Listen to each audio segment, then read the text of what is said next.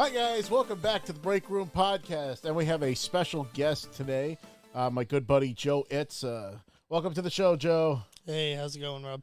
It's going fantastic.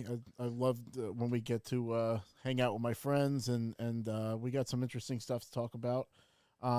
Before we delve into the meat of our topics, I kind of wanted to start off by saying that I finally scooped the Legend of Zelda Tears of the Kingdom game for the Switch. We're going to talk more about that. It's beautiful.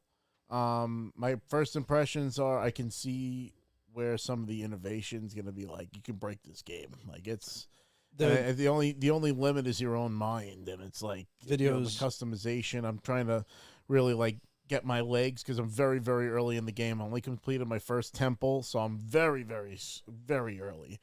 But just like trying to get used to those controls and stuff. But god damn it, I keep like throwing my weapon instead of fucking editing the shit because I keep forgetting to activate the menu for the power. Every time I go back to the Switch, I can't. I need at least 3 days playing the game before I stop pressing X and A and Y in the wrong place because it's all skewed. Yeah. And I never... Zelda has complicated controls because of the...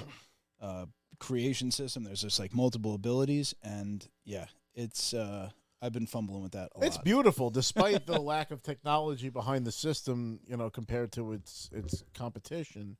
I'm gonna say that it really looks nice. Nice. Nintendo has that charm that you Always. feel like you're coming back home, like sinking your teeth into a good Legend of Zelda game because it really is a ride every time, and it invokes feeling. It's not like you're just like playing another adventure game. It's like you're invested in the characters and the story, and it does a great job of unfolding the story as you play through the game, and that's part of the charm of Breath of the Wild, and that continues with this one.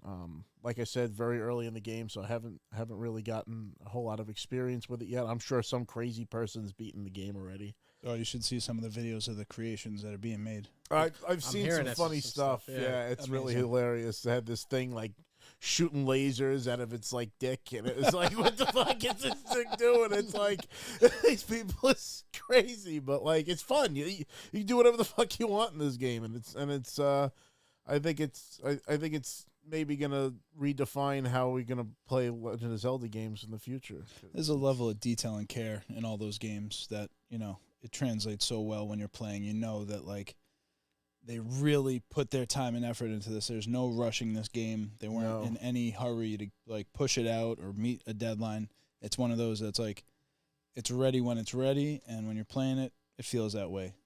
Despite all the technological hurdles, it's still impressive, and it does take advantage of the OLED. I will say there are scenes, times when you're in the caves. There's times with the sunsets, and it's just it's still very impressive despite knowing what the limitations are. The cave. Remember your failure at the cave.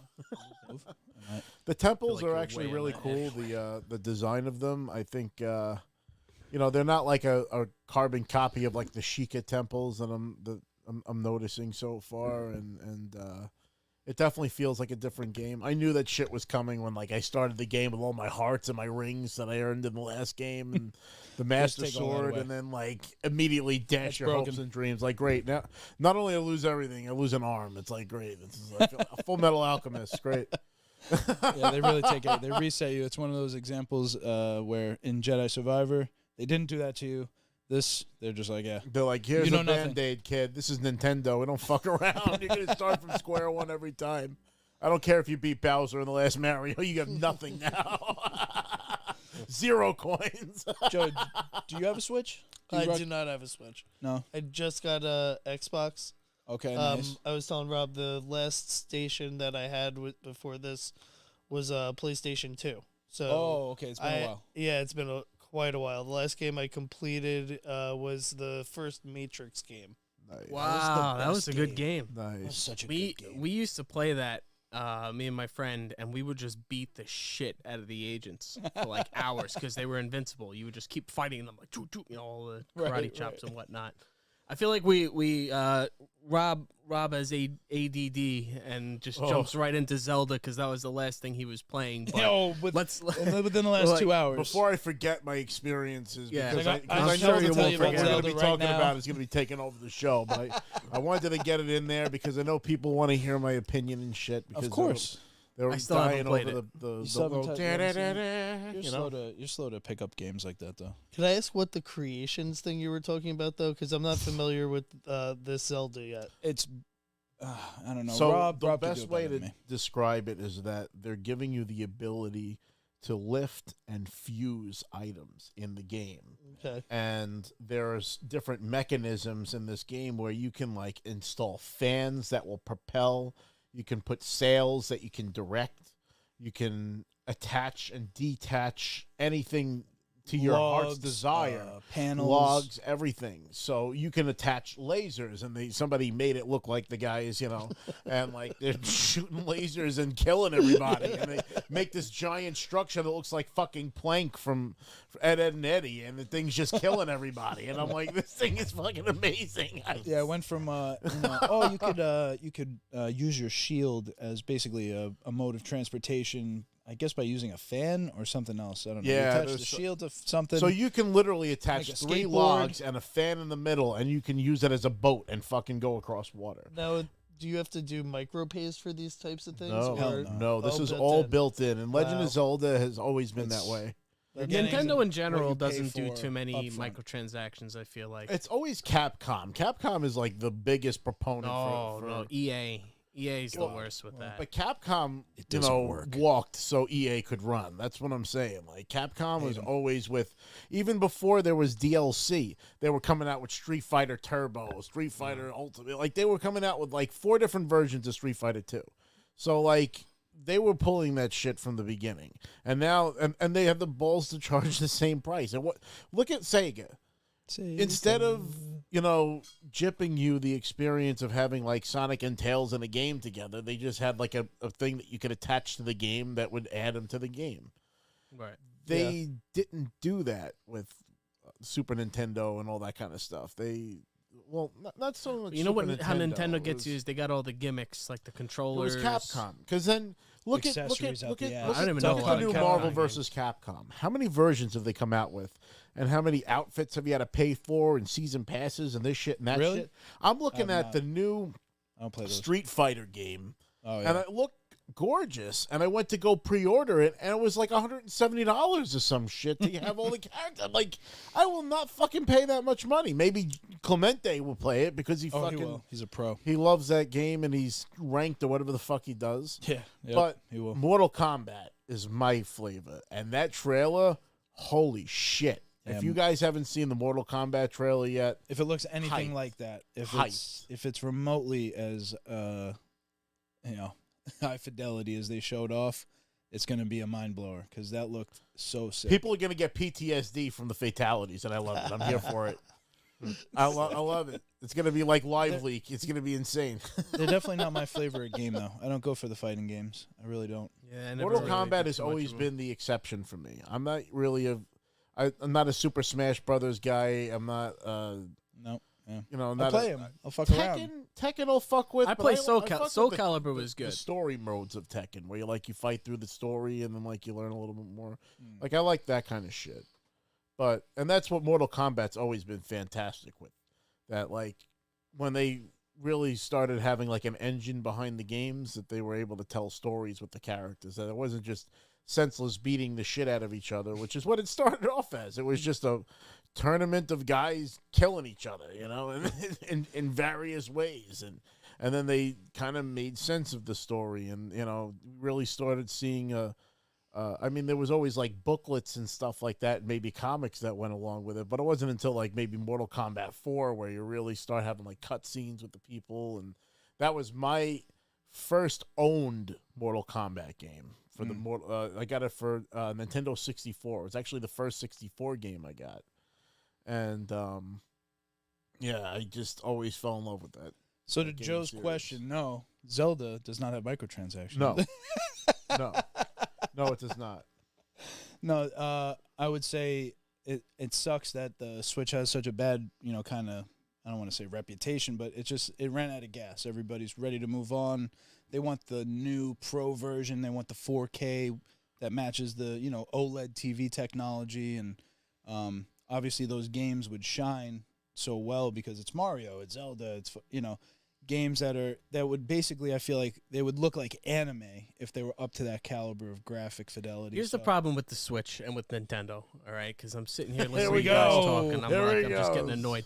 No, because Nintendo, here? every fucking game they have, it's like it's designed to just waste your fucking time. Like Animal Crossing. No. Hear me out.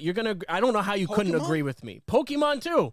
It's like, okay, cool. Catch 'em all. You see this whole animation of I'm going to fight you, and then you're going to the animation, and okay, cool. It's cool the first time, but when you're doing fucking battle number 976, I don't need to see the whole fucking. Yes. For the longest time, That's what they that was a always fucking problem. do. They did get rid of that in the most recent But that's one. like So you're- a classic JRPG. If you go back and play Final Fantasy, it's all the same shit. But that's what I'm saying is we've come a long way now where it's like I should be able to skip certain stuff. Yeah. And with Nintendo games, a lot like Animal Crossing, if I want to craft That's a something, different beast. I got to sit there and That's a dunk, craft everything one at a time, and then whoa, look what I created! that's rich coming Like, from I don't you need to with see that fucking anymore. 5,000 hours in Minecraft. It's the same Minecraft fucking doesn't thing. make you do that though. Not anymore. Not anymore. It doesn't. You don't craft something and then ta-da! Look what I I know made. what you're Okay, saying. cool. There's all You this make like pyramids and lighthouses that function. What Now are you here's the talking thing. about? With the Nintendo games, they're still designed for kids, and for kids, they need like micro rewards. Yeah. Rewards to stay and keep their attention. So they're like, woohoo, you got this thing. And for a kid that's like, oh, sweet, I got it. But even for little me, we're kids, they don't fucking- need to see it 100,000 fucking times. After a certain point, it's like just skip the Sure, I get animation. it. Just we get it. He To crafted be something. fair, they did fix That that Animal with the new Crossing's fucking- Pokemon games. Like, you can actually just, like, throw a ball at the fucking Pokemon out there and, like, you can catch them. Yeah, see, kind of thing. good, cool. It's Glad not to like, see it's a little not bit like more it progress. was on the Game Boy. Like, it's a far cry. Everybody from had the that same now. complaint though. You're running through the grass, and then the fucking graphic to go into the fight, and then you fucking win, and then they're like, meh, meh, meh, and then you leave, and you move 4 fucking inches, and then there's another fight. The and cave it's was the same the worst graphic. because you just have like 4,000 Zubats, And then you're it's trying like, to "Alright, I'm gonna farm fucking kill candies myself." and farm fucking shiny, so you're just like Every absolutely 25th Zubat, dying. you hit a Geodude or whatever the fuck. Your brain's just turned off after a certain point. Too Still, much for me. I would highly recommend a Switch and getting Zelda Breath of the Wild and Tears of the Kingdom. Yeah, I honestly, if you'd never had a Switch, I would play Breath of the Wild first because that's a journey in and of itself, and it'll make this game probably make a lot more sense. But I mean, I'm sure you can stand alone and play this one and not really have to worry about it. But I don't know. I really love the first one. I played the shit out of it. I mean, I maxed out every outfit. I did everything you could do in that game, and Yeah, I haven't gotten deep enough into it to really like have a full-fledged opinion on it, but it's just cool. It's cool to everything that they've introduced so far in the first part. They get you off to a quick start, which is good because the story kicks off really quick, and they give you the abilities pretty quick. But I did find a point where I was kind of turned around, and I was like, wait, do I got to go back to the shrine? And for some reason, I ran all the way back, which was a little bit of a task because you have to do all the traversal climbing and everything. And I was backtracking like kind of against the flow of the game. Oh, I realized, and then I turned around. I was like, oh, I didn't have to fucking do any of that. I just wasted so much time. God damn. But All right, sometimes the fun of exploration and stuff like that. I was going to say, we could talk video games forever, but for anybody just joining us, we do have a guest here today. Yep. And I feel like we didn't really even give him a proper introduction. We're like, this is Joe, and then fucking Yeah, keep Rob wanted to going talk on. about Tell us Zelda. a little bit I about wanted to get it out of the way because this is He's the hooked meat right the now. meat and potatoes of the episode. My good friend Joe, I'm so happy to have you on the show.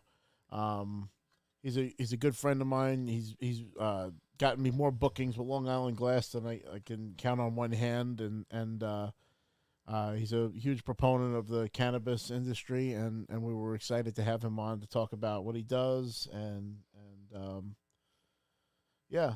So welcome to the show. And how did Nice. you how did you first hear about me? Let's tell the story of that. How's that? First heard about you right when the Bagel Boss guy got big. Oh my God! Right Oh when my that God. happened. And What a nut and job. Mike was saying that his friend was representing that guy, was also help representing you. This is way back. I see. And mentioned how you did the real life Peter Griffin thing, and would always talk it up. And when we were first starting Kaya Club, about almost 2 years ago, it was like one of the first nights that I got to plan all by myself. And we had a vendor coming in from Boston, and figured it would be awesome to have a New England themed night. And what would be the crown jewel of that than to have the real life Peter Griffin there? Nailed it. Freaking sweet. And you over delivered. There you go. Humble. Well, Always. what It's like when I ordered food, it was over. what was the event? That night it was I think it was the last week before Christmas or New Year's. It was 2021 going into 2022, and that was just New England themed night. Basically. Was that the Pawtucket when you did the Pawtucket beer too? No. So that was because of the bookings that I was able to get through the Kaya Club, which is fantastic, by the way. They run them on Thursday nights at Long Island Glass. So if you're on Long Island, you're a cannabis user, definitely check them out. They're very, very awesome. Yeah, I want to hear more about that. But they Still haven't been there. introduced me to the Blue Point Brewery, and they had a 420 festival last year, and they loved me. Walking around and interacting with everybody. I met the people that own the brewery. They were cracking up and everything. Over delivered. Yeah. So, they were like, "We're gonna have a cask ale festival later this year when we'd like to have you back." So they were booking me directly, because the first time I did the 420 festival, I was actually hired by Long Island Glass to be their booth babe, and And that's you guys? I've worked with Long Island Glass for the last few years. Okay. The owner Brian and the other owner Joe. Brian took just as much of a liking to Rob as much as I did. It's everybody. And it's like that just crown jewel you have at the event. Perfect. Set it apart. Yeah. I'm and sure. they ended up actually making a Pawtucket Patriot Ale single cask for the event. Oh, And, okay. they kept it in the VIP. What was it area. actually though? Was it like I don't know. It was like almost like a Pilsner or something like that. It was nothing crazy, That's funny though. but it was delicious. I enjoyed it. It was I went back for about 4 of them, and it was an awesome event. Like if they have that again, I'd love to even attend, even if I'm not booked for it. And it's huge. I mean, they have like a circus tent with lined of all the corners with all casks of different beers from breweries from all over the country, and they make like single casks of stuff that they don't normally make. So these are all like single barrel whatever. So it's probably similar to when you and Eric used to brew beer together, and then you guys went to that Those were the golf event or days. whatever for the Yeah, police we benefit or sponsored whatever the it was. Wounded Warrior golf outing. That's so what we it sponsored was. one of the holes and gave out little tastings of all of our homebrew beer. Exactly. So something remember like you guys that doing is that. exactly Yeah, it was what cool. they did for this, and Yeah. man, what a good time. Yeah, Blue Point is a pioneer in the craft beer market. From what I know of the origin story is that they started off as a beer club, and then that formed into a small brewery. That small brewery grew into a bigger brewery, which then Got acquired by InBev. Anheuser-Busch InBev. Yeah. But the owner of Long Island Glass was very good friends with the owners of Blue Point, so it's been a very symbiotic relationship between them for a long time. That's awesome. They're definitely helping promote, the culture out here, making it more comfortable, because even folks like my dad go to Blue Point, because they have a live open mic and all that. So he'll go hang out down there once in a while. So, he's been smoking cannabis since 1972. So he's deep in it. He's still to this day is a dedicated fan. But it's always been There's a stigma around it. yeah, Still. private, very stigmatized, very in your home. Kind of with the door shut in a way. So Well, that's what now- I wanted to ask, Joe. So, What Point's do just you helping. do in that field? Because it's a very wide field, right? What part do you play in all that? So for the last 19 years, I've been a glass blower, specifically a Sheesh. pipe maker. I started off back in 2004 making pipes, and I would go to music festivals, and I'd go from campsite to campsite because I couldn't afford a booth to vend there. And I would go from tent to tent and show my little case full of pipes and, Metal pipes at first? glass or pipes. Glass pipes Yep, from the yep. start. Awesome. From the start, yep. Glass pipes and some jewelry. Very cool. But mostly pipes. And then eventually I started to get a table at these events. And then I started to meet shop owners. So then I was able to start selling wholesale. And the thing that I loved about glass blowing is that I wanted to be involved in the cannabis industry. But in 2004, living in New York, there was no industry yet. It was a black market. There was a black market, exactly. And the closest that I could get to doing it without being a grower was to be a glass blower to help make products that would be for consumption. Smart. That's cool. Well, that's why I asked the clarifying question too, because when you hear like, "Oh, he's in the industry," you might think, "Oh, well, okay, is he like a weed dealer? Does he grow? Is he a dealer?" See, I've tried to grow in the past, Right. but to run a full-time glass business, I wasn't able to produce a good crop, so I abandoned that. Yeah, you can only really focus on one thing because you're growing a plant right now too, right? People underestimate the amount of time and care. If you want the best outcome, it needs daily attention. It needs each individual has specific needs that you have to pay attention to. If you want the best outcome, you could be Yes. casual about it and just get what you get. But yeah, if you're looking to enter the market of sorts, I'm sure at this point you'd have to come out with some supreme product. And at this point, for myself, it's really just, hey, I just want It's a to hobby. have it for myself and not have to spend the kind of dollars that it takes, to go purchase all of the best quality. So I want Do you feel though that you didn't have to spend the amount of money, your time? Because I mean, you bought a lot of stuff to get this initial rig. investment's big. It's indoors, so it's it depends how large you want it. I'm not gonna go into specifics about it, but it takes an upfront cost, but you can consider and calculate how much you spend as a daily consumer of the product. Longer that, term, it's going to pay off. It's going to pay off up Most front. definitely.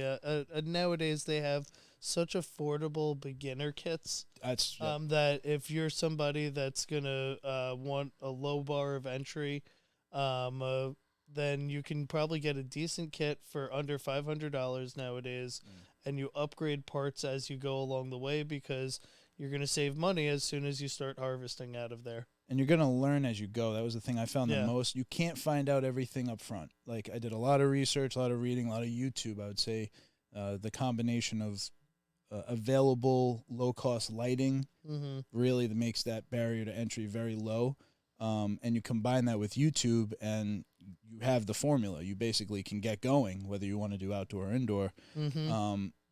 But yeah, it was definitely that. It was a kit. It was just something that was kind of well put together, and I've upgraded as I've gone because I've learned each step, making mistakes. And you got to, make mistakes. And you're going to, I just do a little research or go back to something that I had read before and be like, oh, this is what they're talking about. Boom, nailed it. Now I don't have that problem because when I look at them, I go, this needs that, this needs that, got to do this and this. You just get that knowledge over time. And, for me, it's been, 8 months or something like that. It's like we were talking about over drying with or curing, like we were talking about that. A lot of the things that you're gonna learn, you learn through the errors. Absolutely. Just like anything else. Gotta So be you're not comfortable gonna with that. realize how to fix a CalMag deficiency until you have a CalMag deficiency. I say, you got to fail to succeed Listen, there, boy. They'll take as much CalMag as you can give them. Actually, that's what I found. I always am maxing that out because it's just they'll drink it up. They don't care. It's like the number. It's like the first thing they don't mind. It's always the nitrogen you gotta be The careful. nitrogen deficiency, exactly. Yeah. So that's interesting. So you tried to do both. Obviously, both are a big commitment. Did you have like a mentor to help show you because the reason I asked, I remember several years ago, like over 10 years ago, I actually went to Venice. And one of the cool things that we got to do is we went to like a glass blowing factory, and it was super cool because they took us back there. You know, they showed us how everything worked. They took a molten ball of glass and turned it into a horse. That I'm sure it's like the go-to, one of the first beginner things you learn. I love that immediately that's knew. a different type of glass blowing. That's soft glass. What we do is borosilicate glass blowing, which is more of a scientific focus. So Pyrex glass, everyone's familiar with ovenware. Yep. It's what's used for laboratory glass. That's the same type of glass we use because the stuff that they use in Murano, if you bring a lighter to it, it cracks that glass. Really? 100%. Yeah, so you can't actually smoke through that glass. Pyrex is meant for high heats. So that's what we use today. So how did you learn all that shit though? Because like I gotta imagine. Back in 2004, I was going on what was at the time glasspipes.org, which was like the website we all huddled over because this is pre-social media, really. Yeah. I mean, MySpace. MySpace was Not just even- It was Friendster then. Yeah. MySpace was just coming about. So you had these forums and pages that if you had a hyper focus, that's where you went to look at that. Oh yeah. So glasspipes.org, amazing resource. I believe it's captured and saved on archive.org today. So you could go and look what it used to look like at one point. But everyone had an account there. As a fledgling artist, you can meet and network with people. So I went on there and I started emailing everyone on that website and said, hey, can you teach me to blow glass? Hey, can you teach me to blow glass? And eventually a guy named Joe DeVito, he's out of Rochester and goes by Isby these days. He responded and said yes. And oddly enough, he was taking classes with another glass blower simultaneously that he was teaching me. So it was like a direct channel that we were all sharing in. That's awesome. Yeah. So you got your own kind of network for it. Yeah. You got Yeah. a natural ability to hustle, it sounds like, because between the reaching out, that takes a certain amount of bravery, just to have that, like, hey, could you help me out? Hey, could you help me out? And then to be walking from, after learning this skill, walking and literally ground and pounding to get that out there, to get your product out there, that's a tremendous natural hustle. It sounds like you have, man. I was also living in Potsdam at the time. And Potsdam to Rochester was like a good 5 hours, ride. Man, But also we're talking about glass blowing. How many people do you know that glass blow? Right. Even today, now that we have it a larger community, it's still not a common thing, and it's not a common thing to be able to learn. Right. Back then, no YouTube, so you really and you could Google what equipment you need, but it's a very limited amount of information available, especially back then. And taboo, or no one wanted to tell anybody anything because everyone looked at it like competition. Oh, and also, I'm not going to teach you this because there's only so many shops in the country. There's only so many concerts to go to sell these pipes at. Right. I don't want to, you to take my fishing spot. Makes sense. Well, that's the thing is when I went to that factory, they showed us the whole thing and they talked about a lot of stuff. They talked about how the different color dyes affect the price. Like red was apparently the most expensive because it was the hardest to get. But anyway, they were like taking questions from all of us, and I asked the guy, and they had a translator there because it was like some old Italian dude in Venice. And I asked them, how does one get into this? Like, how does, if I wanted to just begin doing this today, like, what would I have to do? And they kind of like looked at each other and they were like, it's kind of something that you just like, it's familial, it's ancestral. Like it's passed down to father to son. You know, Yeah, it's not even like an outsider friendly. That's exactly how it is in Italy, or at least it was traditionally. In fact, Venice is on the mainland. It's a city that's on the water, but it's on the mainland still. Right off of Venice is Murano. That's where I went. Everyone knows Murano glass. Yep. Yeah. The island of Murano is actually where they moved all the glass blowers and their families, and they treated them like royalty. They have crests for their families. There's almost like a sense of lordship with them that goes back generations. But at the same time, if your family left the island and you shared any of the glass secrets, they would kill you. Yeah, you'd be excommunicado for that. You don't share the insider secrets. Yes, exactly. I like it. Imagine. I like that. So yeah, they don't really take on apprentices. It's more of passed on, father to son, father to nephew. But a great example of an Italian glass blower that does the style that we do today is Cesare Tofolo. If everyone wants to check out his work, really incredible stuff. But like you were saying, they use the big furnace. We use a torch that's right on the table in front of us. Really? So ours is called flame working because we're working with a flame directly in front of us. Yeah, I've seen you blow glass, and that's like, it's really amazing to watch. Like if you can make it to one of those events that I work, they usually have some kind of light. What kind of fuel does that use? Propane and oxygen.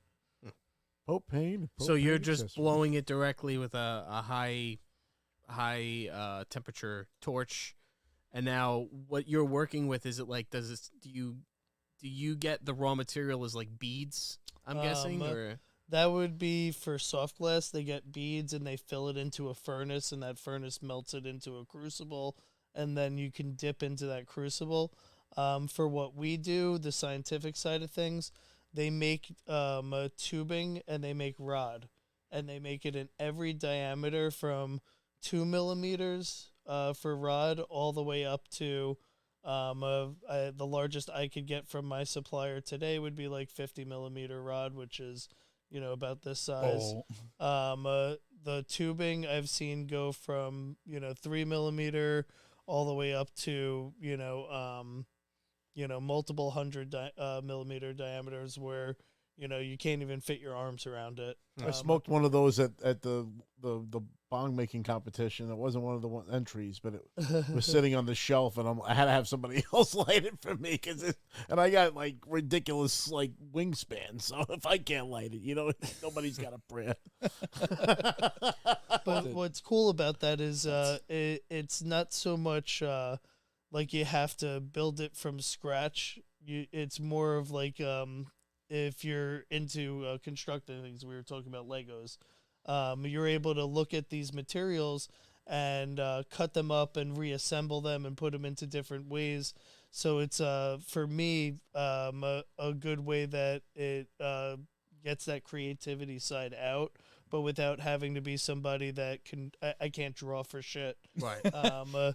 Yeah, I can't sculpt for shit. There's a lot of guys out there that could make stuff that looks exactly like Daffy Duck or, exactly like their favorite cartoon characters. And I just don't have that side of me, but you're able to take these pieces of tubing that are made in the factories and some of the rods, and you have an artist like Buck, who's out of the Pacific Northwest, and he's able to make fish skeletons out of this kind of construction method. I've seen that. So, one of Joe's friends and our mutual friend Mike was the first one to introduce me to the glass world. Period. He was the pioneer in that, and in our friend group. And he used to take me to a store called Boro Brothers. And in the window there, I think it's still there, they actually have a glass fish skeleton that you can smoke. And it was one of the coolest fucking things I've ever seen. But I feel like I would break it if I go through the mouth of the fish. The head comes off, and then the head itself is the pipe. But it's a full scale of a mahi. Oh, okay. skeleton. I see. So it's not just like, oh, some random fish.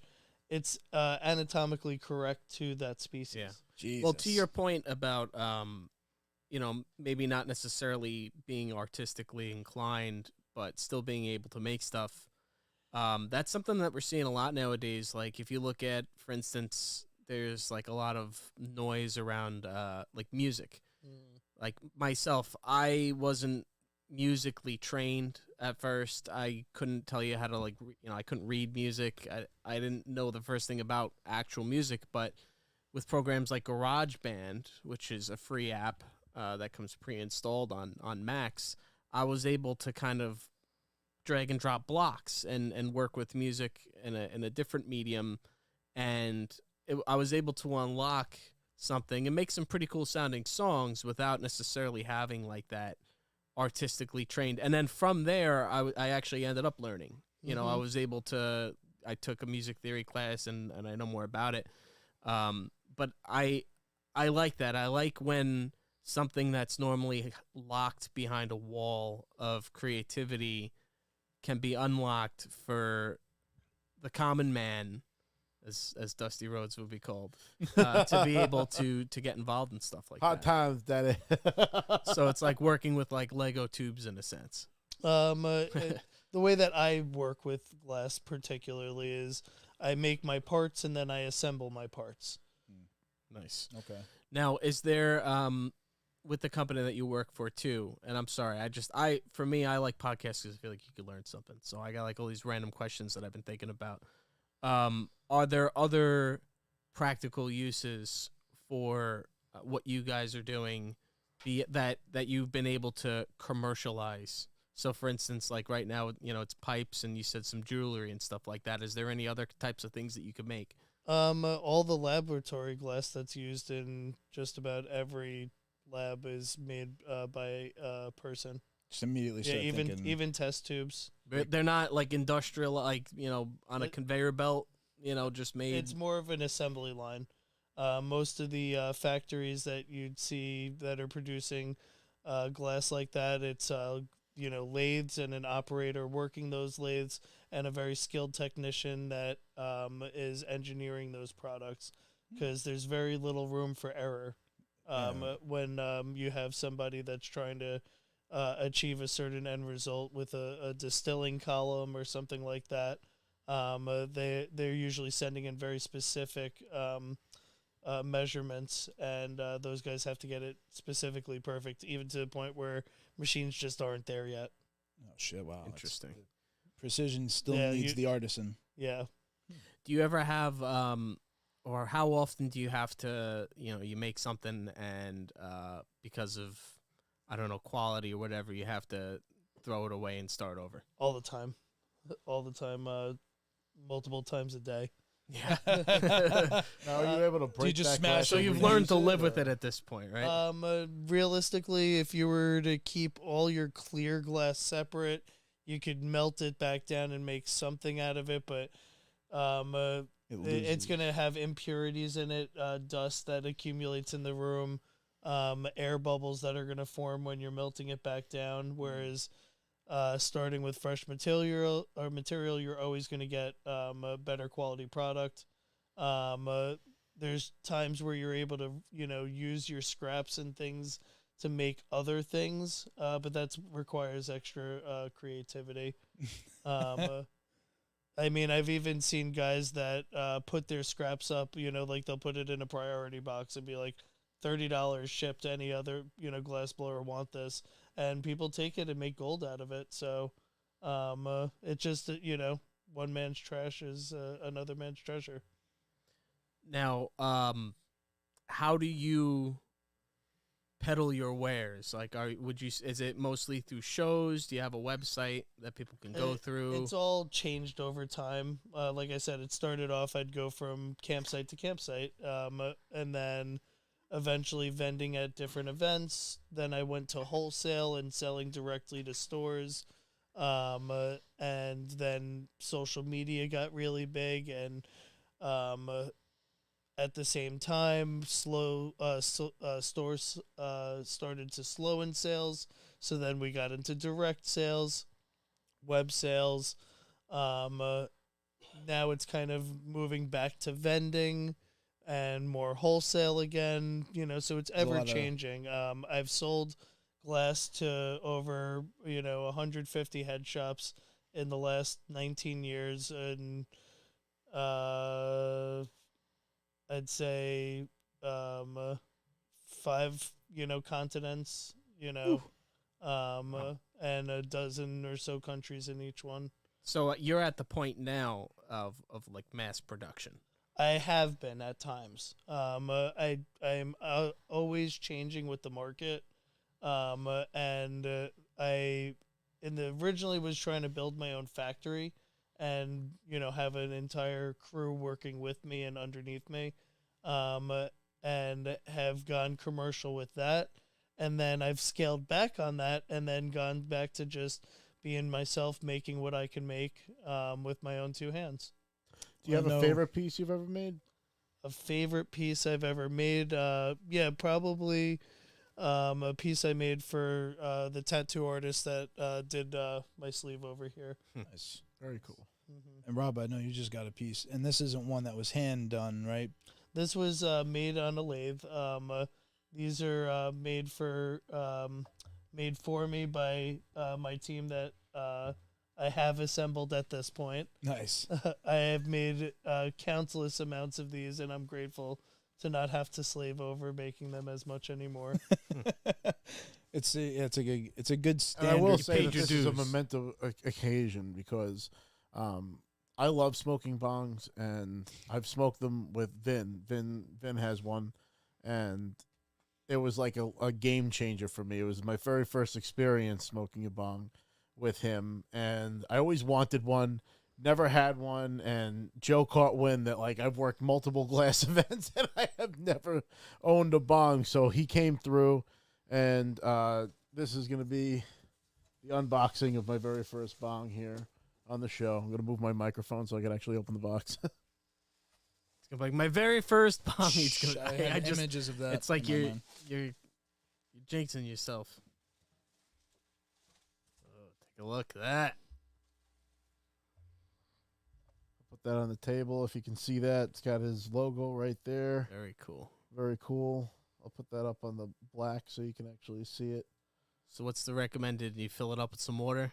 Yeah, you fill it up to water about right about here. Okay. If you tilt it back very heavy, maybe a little bit less. Yeah, you could use a different slide on it. The one I include is more of a snapper slide and has a built-in screen. This way it doesn't suck ash into it as much. And you don't have to worry about that. Or Rob had just recently purchased this one, which fits on it perfectly. Just like Cinderella's glass slipper. Look at that. Money. Beautiful. And that took precision. Look at that. Yeah, those are precision-made glass joints. So these we buy pre-made, Okay. which makes it easier that we could all make accessories and parts for each other's products. Yeah, no, that's good. That's good that there's a universal fitting. Yep. And Joe's the fucking man and gave us a little swag here, so I'm just gonna show off some of the stuff he's got here. If you want to help me explain some of this stuff, so this is Treeses. Yep, these are Treeses, or they're going to be called True Exotics Connoisseur Cups in the future. Okay. They didn't want to have any copyright infringement. We're smart. Yeah. But these are s'mores styled, 100 milligrams each cup. They are delicious as well as very effective. Oh boy. Yeah, show I those don't- off, Rob. I don't do edibles anymore. Too many negative experiences. So I did have one where there was somebody had gifted me a Wonka bar, and they said it was a 500 milligram bar. Ugh. Typically, when it's a 500 milligram bar, I'll eat a quarter, and I'm good with that. But the person suggested that I eat half, and I, up against my better judgment, listened. And my God, I lost fucking motor function. Yeah, it was it's- like, Yeah, I don't oh like it. man, I'm I woke up stoned uncomfortable. the next day. It I'm was like uncomfortable. horrible. It was a horrible experience. yeah.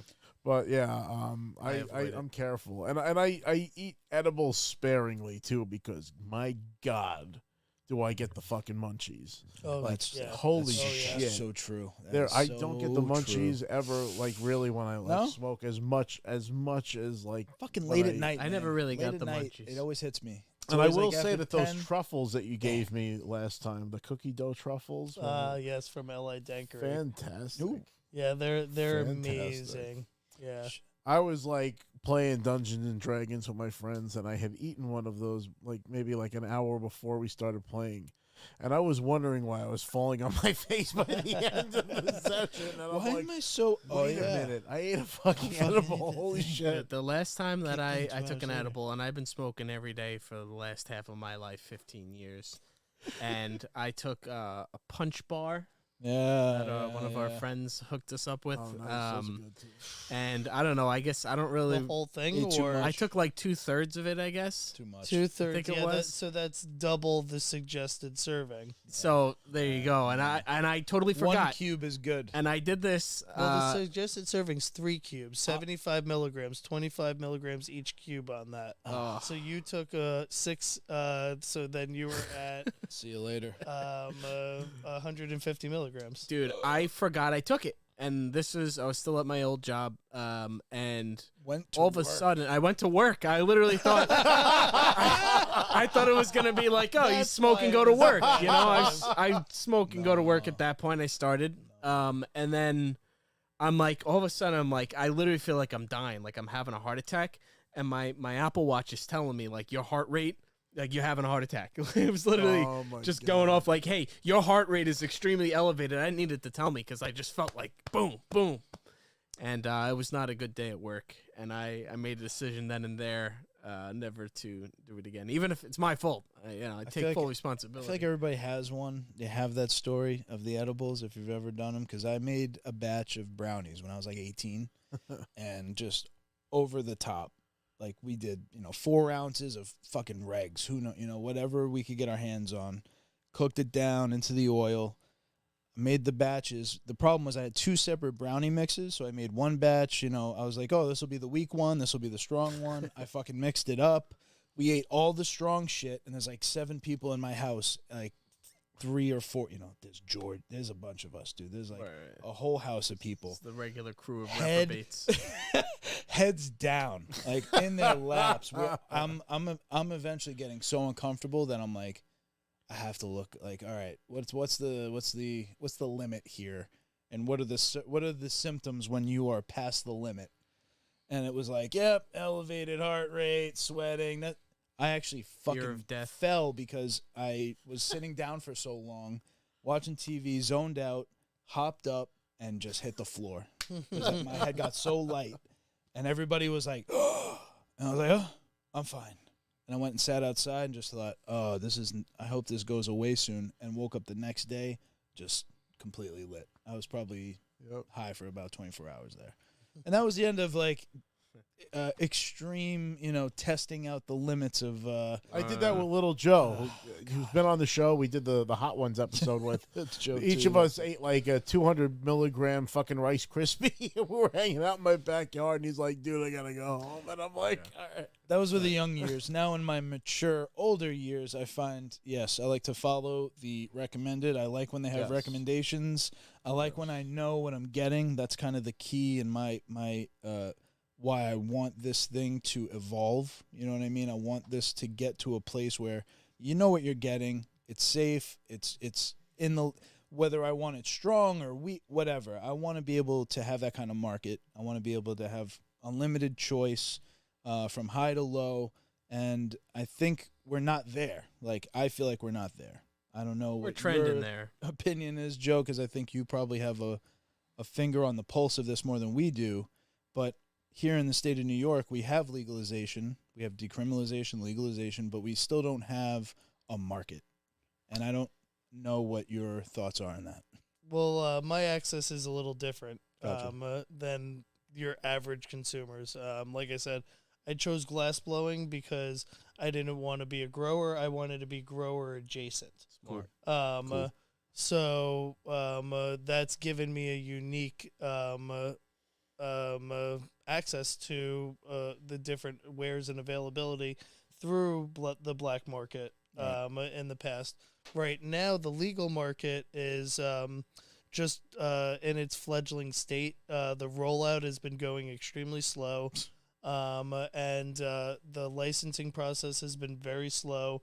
So there's not enough people out there producing product of good quality. There's a lot of people producing product, but the way that they grow in New York, they're only growing outdoor and depths right now. Depth meaning light deprived. So they put it in a greenhouse with a tarp over it. Yep. So they deprive it of light. Those types of flowers create an okay cannabis. Right. In the best scenarios.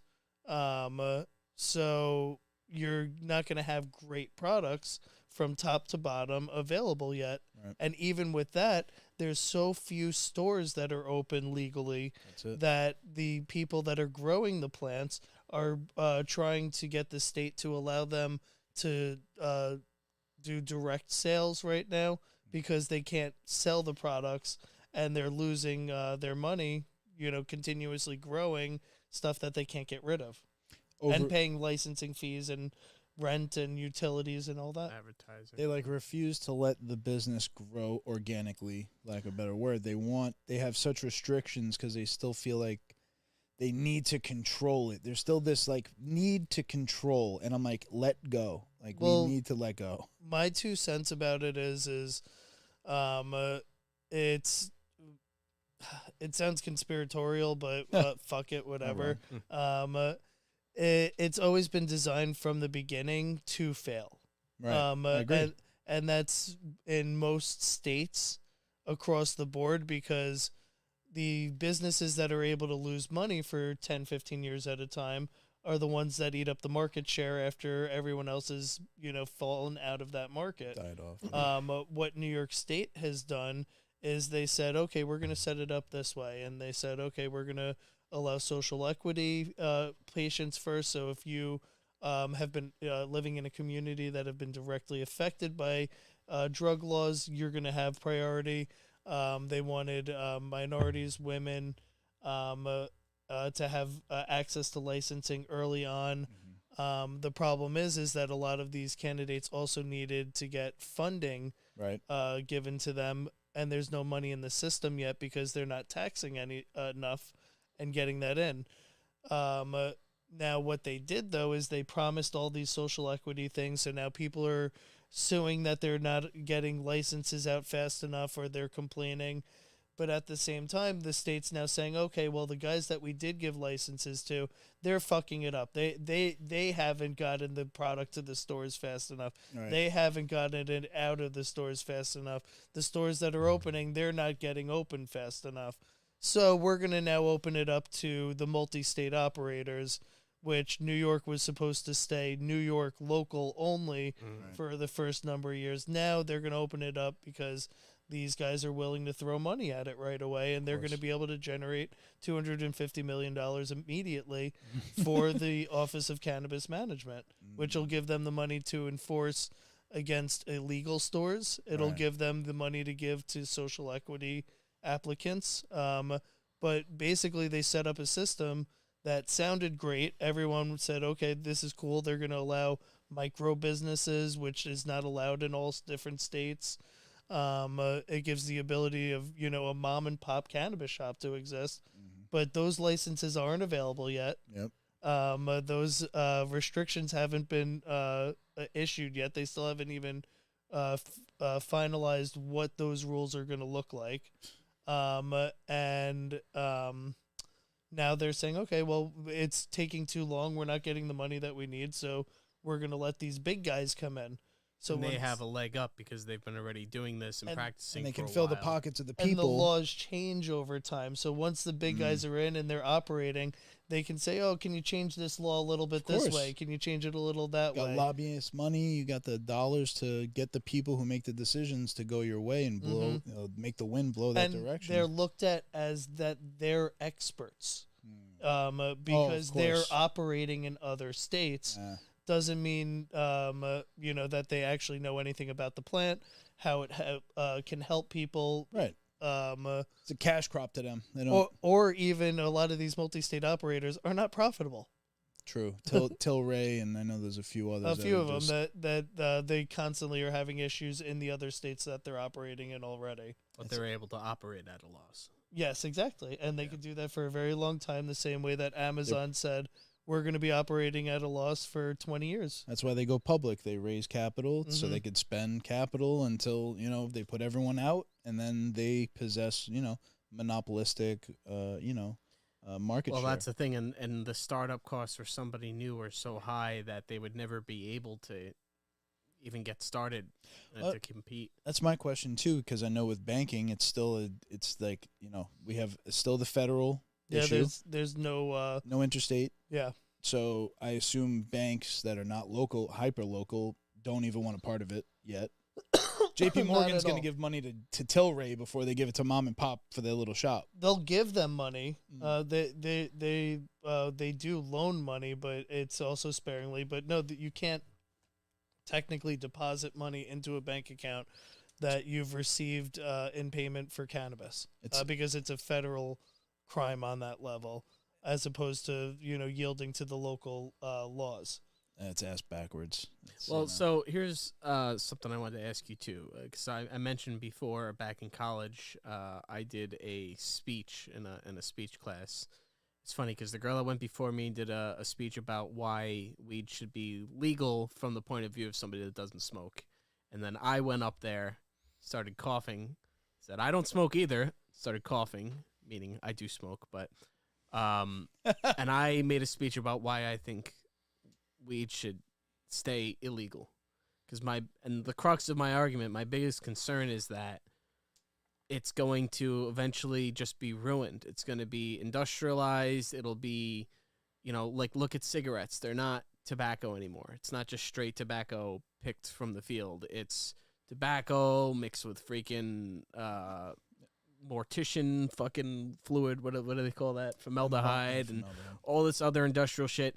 My concern is like the McDonaldization of weed, and also that other sketchy part of it, of kind of what you're talking about now, like these few powerful groups taking control over the whole industry and just bastardizing what is a great thing. I agree, but I also look at it as, well, first, it's also cheaper. I need to be able to walk around freely and do my thing and live my life without the looming doom that I'll get fired from my job, arrested, yada yada. So that's why Sure. I first be a part of it. Also, I look at it as a consumable, a market. When there's a market, you have McDonald's, but you also have the French restaurant in Manhattan. It's just what can you afford, and you'll have, like I said before, unlimited selection. But some people would go for the cheaper product, and I know what you're saying. Yes, to your point before, they're not growing good product. They don't care. The one thing that I've noticed in my experience growing is the care that you put in is what you get out. And if you're there's a spirituality to the whole thing. I played music for them. They're alive, and if you give that extra care, you would feel that it came out on the back end. And in an industrial setting, of course, that's just not the concern. It's funny what you said, Chris, about the college project, because I don't know if I've told you guys this story before, but when I was in college, I actually did the same thing your classmate did. I was somebody that did not smoke, but decided to do a speech about the legalization of marijuana, and I started doing all this research, and I was like, holy shit, they fucking lied about everything. Because I was a dare kid. I grew up, drugs are bad, blah, blah, blah, bought into all that bullshit. And when I did that research, that's kind of what opened my mind to the possibility that, it was something that really should be legalized. I had a whole slogan, give it all you got, and legalize pot. I had this whole fucking thing. It was hilarious. And when I graduated college and I got my first full-time job, I was working at a credit union, and some of the guys that I befriended were, potheads, and invited me to come smoke with them. And I was always curious about the experience since I had done all that research in college, and that's what made me try it for the first time. And over 10 years later, here I am. Joe, did you have concerns with, being involved from day one and being aware of everything? Same as you. I'm grateful that the parts that New York got it right with is that we are treating cannabis in two different ways. They treat it like alcohol and they treat it like tobacco simultaneously, because you're not allowed to consume alcohol in public. That's an eyesore for the community. But cannabis, you can smoke wherever you're allowed to smoke tobacco. Right. So Still doesn't feel that way. I Still feel like I a little can walk scared. down the street in Midtown smoking a joint the same way that someone in the past has smoked a cigarette. And everybody which is in New great York for City me is smoking because weed. I it love it. alleviates anxiety. Right. I use it for medical reasons. I have irritable bowel syndrome. I have PTSD. Right. It's very helpful, especially if I'm out in public. But with the other side of it, like you said, it's not allowing the people that have created the ability for this to become an industry to really make a dime off of it. Right. They box people out or they try to squeeze people out. One of the two, depending on what state you're in. The thing to tie back though is we do have home grow. So they are not making it where you can't get fire weed. You're just going to have to grow it yourself once the McDonaldization happens, if they don't prevent you from having home grows. Because if you guys remember that South Park episode, Randy, when he starts Tegrity Farms, Love it. he's lobbying against home grows, saying that children are going to choke themselves on irrigation systems because he doesn't want to lose sales over his Tegrity bud, and he should, because he paid a lot for his license, and that's how a lot of these guys are. So once you see money getting put into the system and into these business owners' hands, you'll really start to see how the laws will shape. I get it. I want to just address, because we got some comments in here. Tricky Ricky is in the house. Yo. Tricky Ricky is one of our regulars, and he mentioned earlier that he works at a glass company now, and he says, and you blow the glass. So Tricky Ricky is in the field here. He's in the biz. He's in the biz in some form or another. He also said, just let me grow my own and I would be good. And like he said, I should not lose my job or get locked up. It helps me deal with other people. Mm-hmm. It's funny. Weed does give me anxiety, but I like it. But is it anxiety because of your previous experiences? Like, I'm wondering if our kids or our grandkids are going to be paranoid, because the only reason we get paranoid is because we felt like we were doing something wrong or illegal. That's an interesting point. point. It still lingers in my if I'm, just doing my thing during the day and I, take a puff and I'm just taking care of some shit. Sometimes it'll settle in like, oh man, why did I have to smoke today? Or something, like I'll guilt trip myself in the moment for no reason whatsoever. Because usually what ends up happening is if I'm, my anxiety doesn't show. It shows in a different way if I didn't smoke. I'm more external and it's a little more aggressive. It's like aggravated of sorts. People can see that on me at times. If I'm stoned, it's all internal. It's like internal, and I'm usually going through my thinking process and getting anxious about something that I have to do, or it's not it itself, but it leads my mind to start thinking about things that drive that anxiety. Man, I need to get a new place, or I need to, all of a sudden I feel this urge. It makes you become. That's the thing. Is for me, it makes me a little. I need to think reflect. you need to do I think that. it's healthy. Yeah, you need to do that. Yeah, we're just not well, used that's to why what. That's why the government didn't want it legal. Right.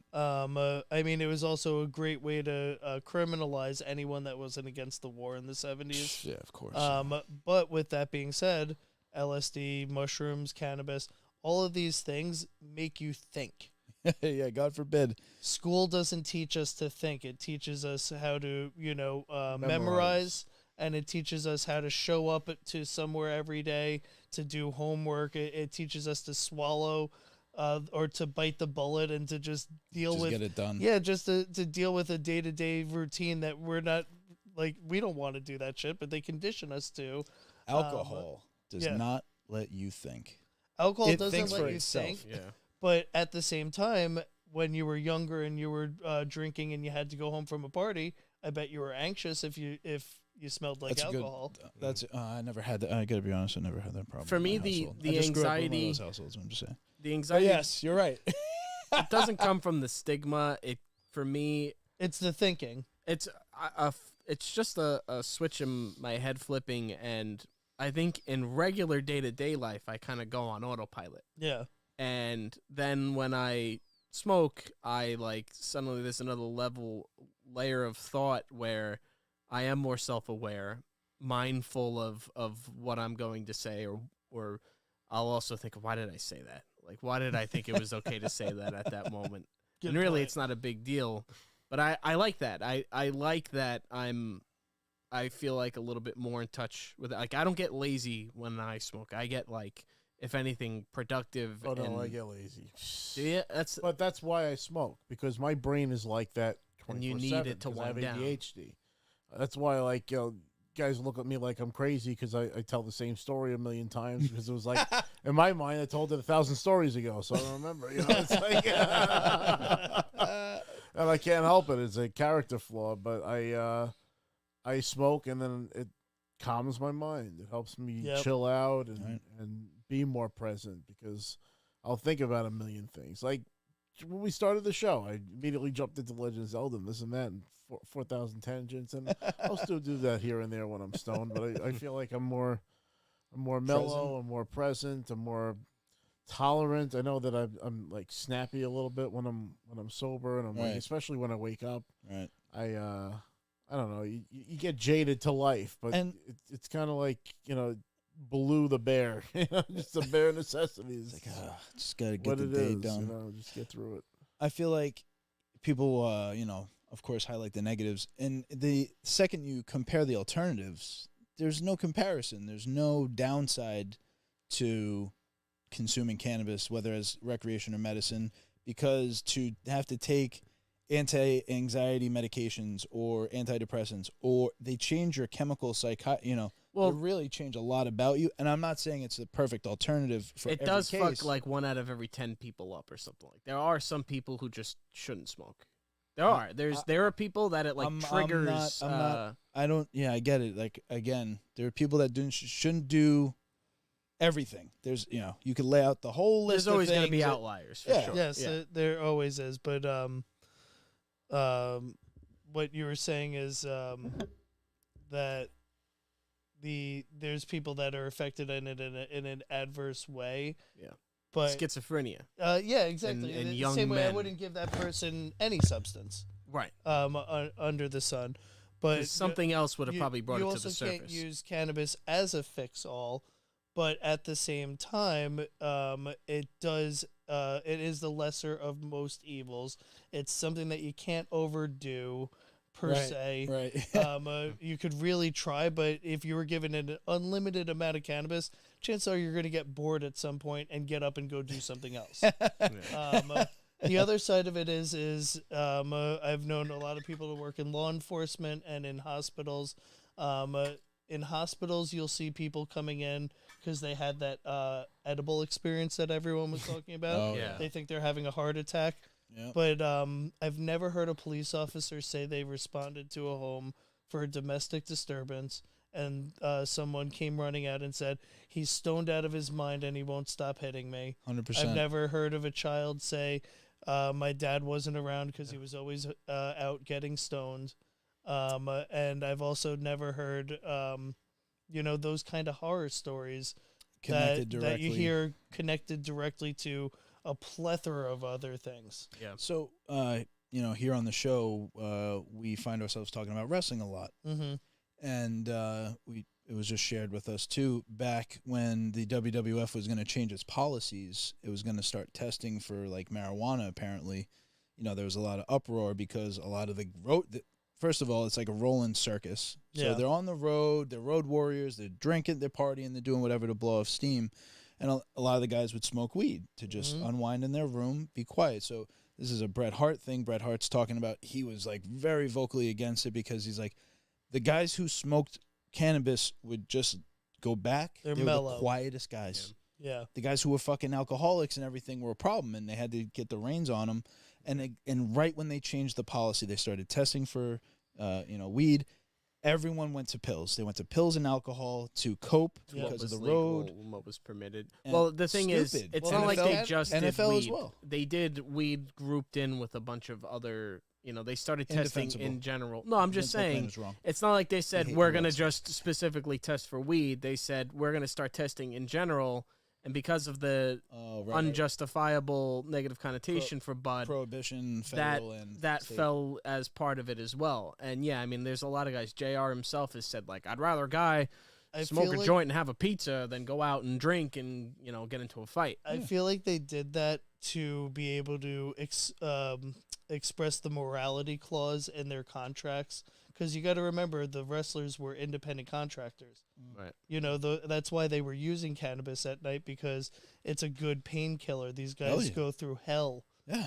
to Bodies put are- on a And they good did show. not take care of them for Um, like and health the- And care just they to wise. wind down. No health care. Like I said, they're 1099s. They get paid a certain rate. What they do with their money is up to them. They didn't set those guys up for success. That's why we've lost so many of them. Right. That's why that even the ones that we still have are not doing that great. Superstar Billy Graham just passed. Yeah, I don't know how old he was. But He and was then that's why 79. you have someone like Ric Flair, who's a very big proponent of cannabis, because that could have, gone a different way for those guys. Because, like you said, they turn to pills, they turn to other means to self-medicate, and alcohol will numb the pain, but it's going to be there the next day, and chances are you're going to make poor decisions. I know I've made all my worst decisions when I was on alcohol. 100%. I've paid the price a couple of times, and it's I've never had to pay the price with bud except for that, the edible experience. I Apart from that, I really never. No, I couldn't point to one and be like, oh, this got me busted. You know what I mean? I didn't have to live through that era of prohibition, let's say, where, as I was a kid, it was definitely more known. There was just more, See, I got arrested for hash look back at- in 2012, so not even that long ago. Wow. I was arrested for 2 dabs worth of wax or shatter, Concentrate or whatever. concentrate, And and that's treated differently than if it was just like. yep, it regular was bud. criminal possession in the 7th degree, Jesus. which is many equivalent to degrees are having a there? residual amount of heroin or cocaine Oh, my because it's been God. processed. Oh. So, it's not Did like they it's that expunge it and everything? How that? no, anytime they legalize, you still have to go through and pay to have things expunged. Really? They I will thought they. expunge it, but it's not an automatic wipe the slate clean. You'd have to Really? go through it. Yeah. Damn, man. I feel But like you they could always made it capitalize. seem like it was like that. No, like, but- oh yeah, everything's wiped clean. No, but now it's one of those things where you have it on your resume to be like, yeah, no, I'm legacy. See, I got arrested. Yeah, that's Yeah. true. That's I'm true. legit. Now you can get the You license, some cred right? now. Shit. Damn. I mean, I have had a couple of instances with cops with bud. I mean, it's a whole story actually. I've been. I got a couple. They of just give you a really fucking hard time, Mhm. and make you feel like this fucking real. They want you piece to feel of like shit. you're doing something wrong, and that's goes back to that anxiety factor. It's like Yeah. you smoke, you feel like you're doing something wrong, and it's not. You're not. It's, I live on a main block, and the flashing lights from the main block will flash into the house, and even Just there. have a flashback. Shit, Well, man. you know what's interesting too, like with where I work, I work in real estate adjacent, and there's a lot of like happy hour events and people will go out drinking, and I smoke, and I'll show up now stinking like bud. Like I don't care. My mindset is like this is If you're gonna, this allowed now. This Yeah, is you have like to. you said, anywhere that you could smoke a cigarette. I feel like as a smoker, I'm still trying to break that stigma myself. who's a pioneer? Mike, our friend Mike, is a Mhm. pioneer of this Yeah. because he will do it in places that I am very uncomfortable. Yao we'll still be at pushes- dinner Yao at still fucking pushes it. Blackstone. This guy's got the rig on the table. I'm He's like, trying to "Wait, fucking Well, smoke he in brings restaurants. the rig everywhere. So Yes. Mike What the doesn't fuck? smoke flowers. Like Nope. I chain smoke gigantic joints all day, which could be very offensive to people because It's not potent. everyone stinks. likes the smell. Right, Yeah. right. I get but that. Mike, It's strong. Mike brings that I get rig that. everywhere, and Everywhere. and people are turned off by the torch because it reminds It looks them like he's fucking of blowing up. crack or Yeah, crack or yeah. something. it's Yeah. fucking- Those He's are got the fucking stigmas to acetylene break, torch. But I that's love why, Mike, but that you shit on know, the PlayStation party kills me. You can hear the torch. Into Yeah. the mic, basically. Yeah, you gotta hit mute on that shit.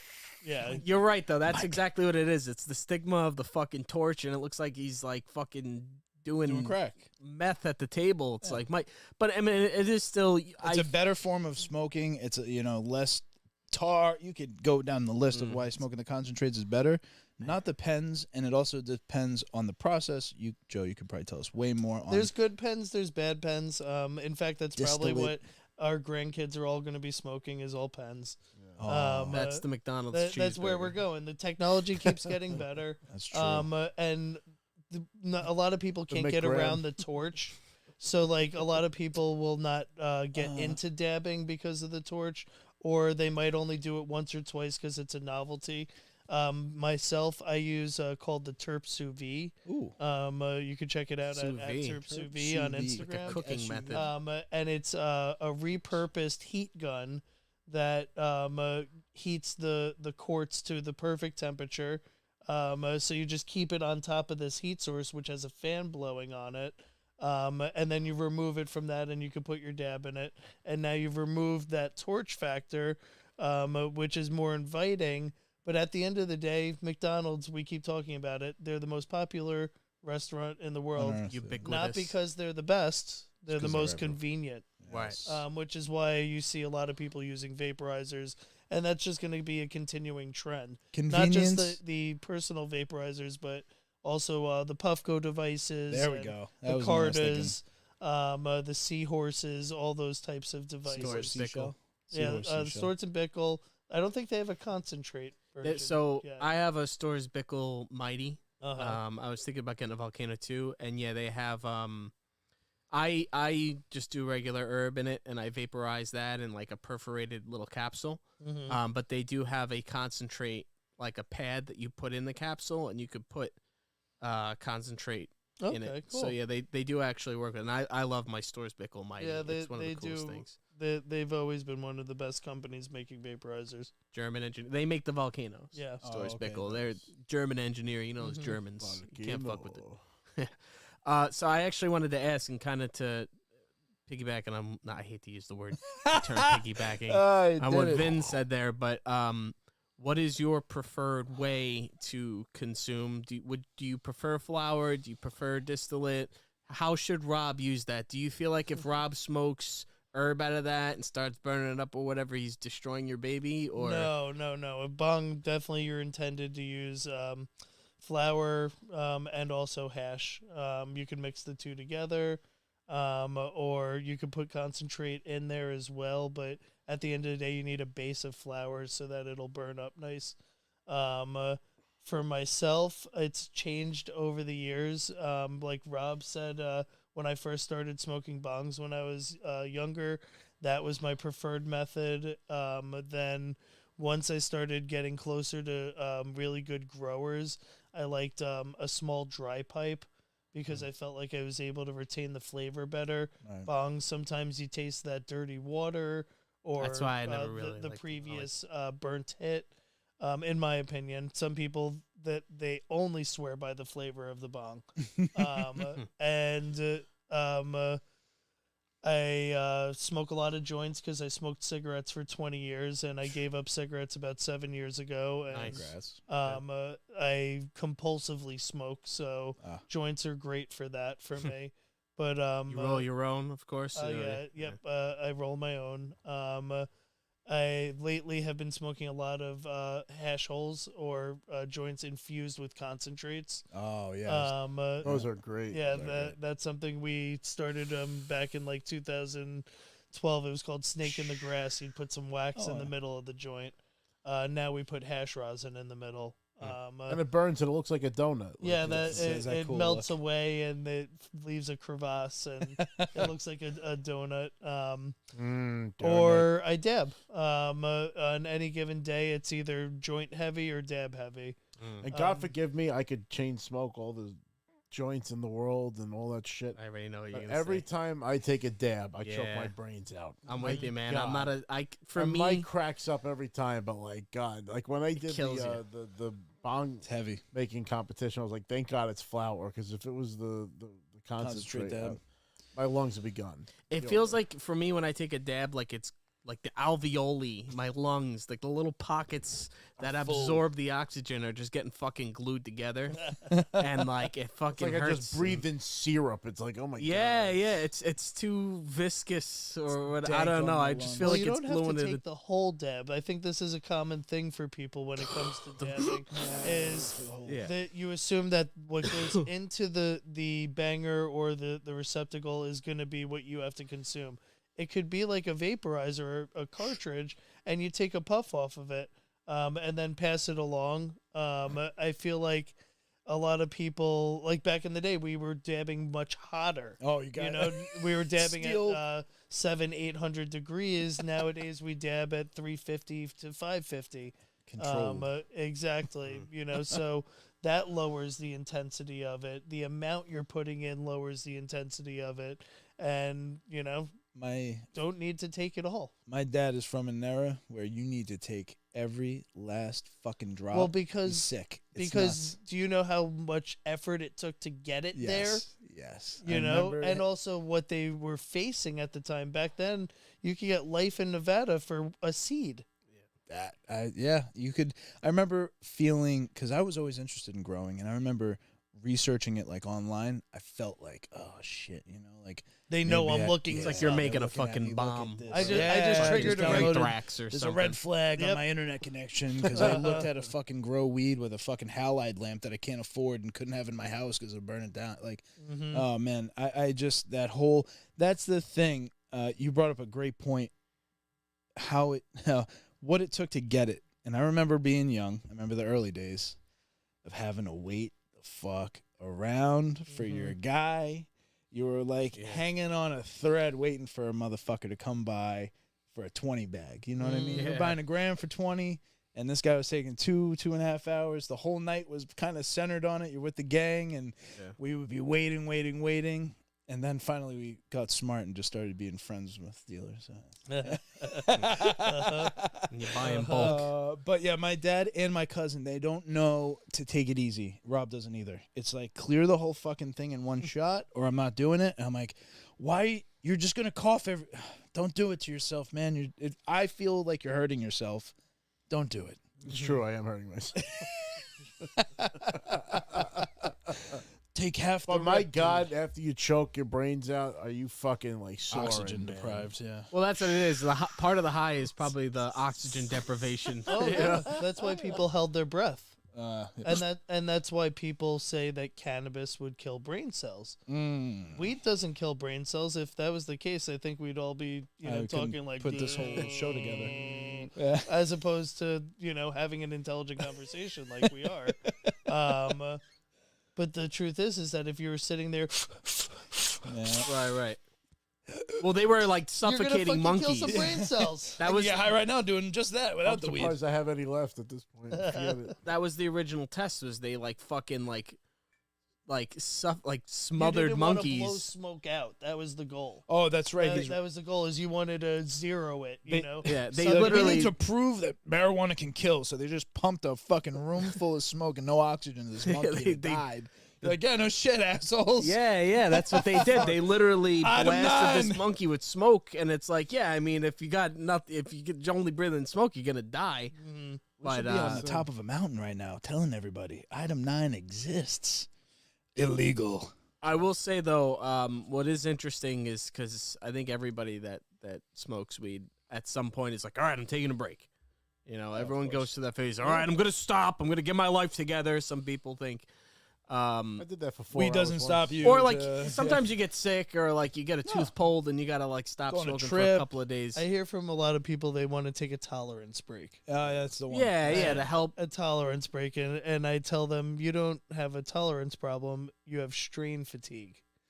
That's just- true. you You're know, smoking the same 'cause- shit. A lot of the times people are like, oh, I like this one. I'm going to get more of this one. Can you give me more of this one? And then eventually they say, I need a tolerance break. And then you say, hey, try this one this week. and then all of a sudden it's like, a whole new world. That's the other thing I like about, having some of my own is the barter. Like, hey, you want to trade off a little concentrate or a little bit of what you got, and like just to break it up, because like the next round that I have is more substantial. This one was just one.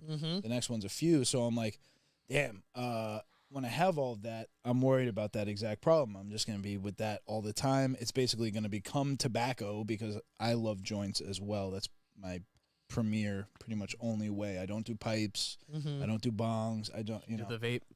I don't do the vape. I love the Puffco for the concentrate. It's just boom, like you said, the technology, that innovation and speed of not having to use the fucking torch, potentially burn myself or burn down the house, whatever.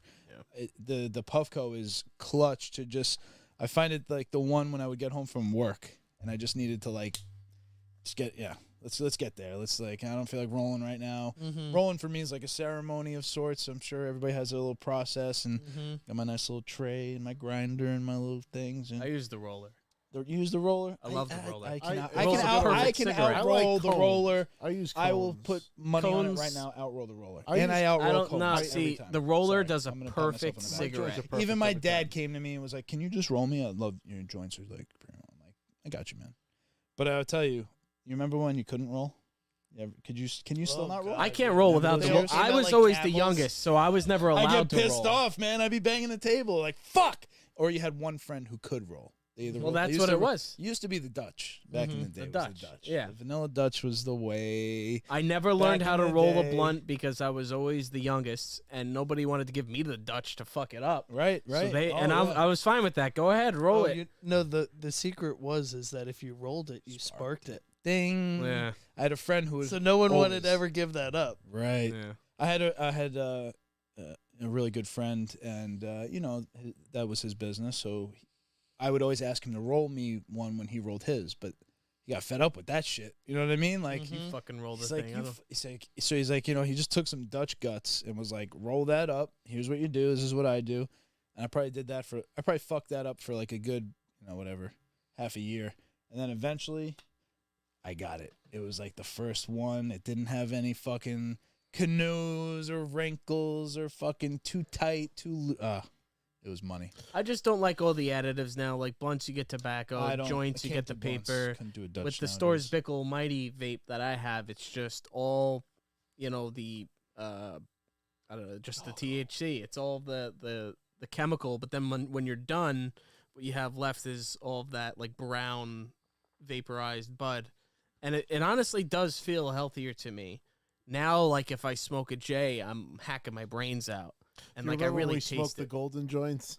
Oh yeah, I mean I've done, the golden papers. were I've fun. gotten those a couple of times. Burns pretty well. Gold. Yeah, no, it was. Yeah, it's like eating a golden gold joint, cheeseburger. Yeah, or Goldschlager. They used to have Gold the gold Schlager. flakes in it. Plus, it makes my dookie twinkle. Yeah, I Talk didn't about smoke expensive tobacco shit. for about 7 years, and I just started smoking blunts again recently. Are you afraid that might get vape. you kind of? No, I haven't had a craving for a cigarette. I love that act of smoking, but I do like the blunts now because like I said, I've been grower adjacent for a long time. So, about last summer, I started to get to know some of the guys from Cali. And I realized that some of these growers only smoke blunts. So you got to think that they're pheno hunting and breeding to specifically complement these flavors. So if you want to experience it on their level, you got to meet them on their level. So I found that some of these really high, gelatos, biscottis, sherbets, all those really creamy, gassy flavors, those guys all smoke blunts all day, every day.